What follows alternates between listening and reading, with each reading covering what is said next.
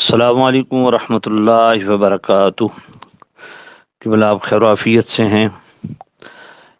قبلہ جو کلپ آپ نے سینڈ فرمایا ہے، اس کلپ کی حد تک بڑی خوش آئند بات ہے کہ انہوں نے جو ہے مشاجرات صحابہ کے حوالہ سے اس چیز کو بیان فرمایا، اور خاص طور پہ سیدی اعلیٰ حضرت رحمۃ اللہ تعالی علیہ کا حوالہ کوٹ کیا۔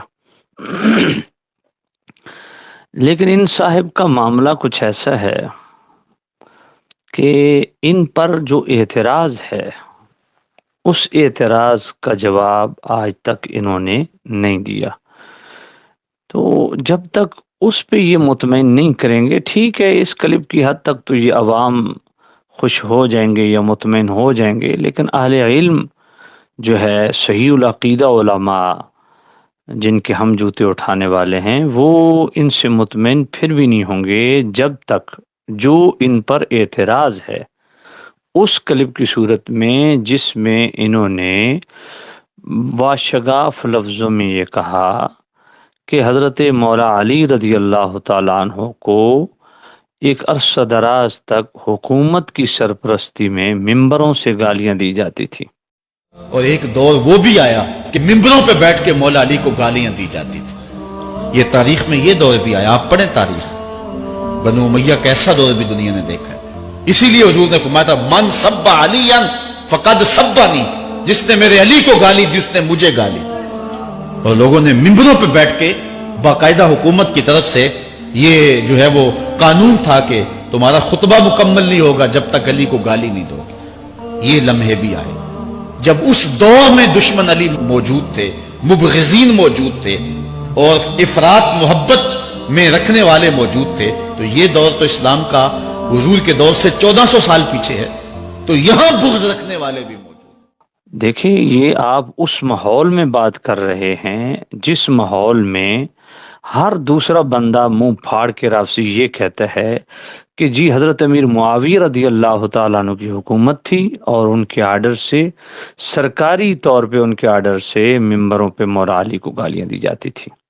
تو آپ جو بات کر رہے ہیں، آپ سے مراد کون سی حکومت ہے؟ آپ کی کون سی حکومت آپ مراد لے رہے ہیں؟ کون سا حکمران ہے جس نے سرکاری سطح پہ خطباء کو آرڈر کیے ہیں کہ مولا علی کو گالیاں دیں؟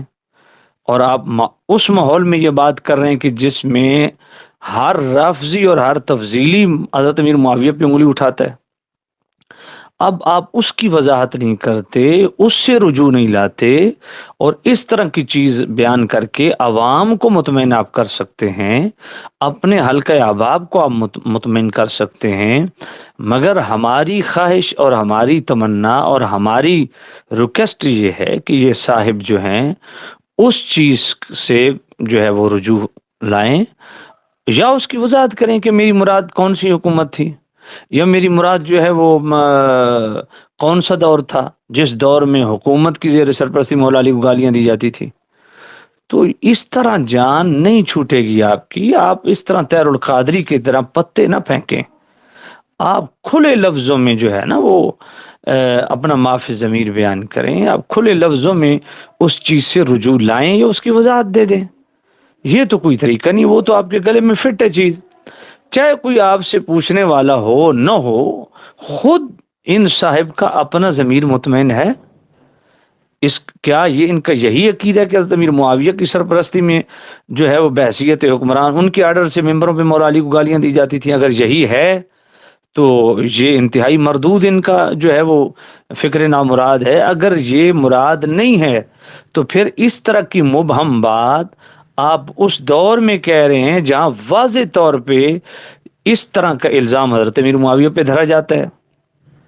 تو جب تک جو ہے یہ اس سے رجوع نہیں لائیں گے، تب تک کم از کم وہ اہل علم جن کی مجلسوں میں ہم بیٹھے ہیں، جن کے جوتے ہم نے اٹھائے ہیں، وہ علماء حق ان سے مطمئن نہیں ہوں گے، چاہے کوئی ان سے پوچھنے والا ہو نہ ہو۔ ان کو چاہیے کہ یہ اپنے ضمیر سے فیصلہ کرے۔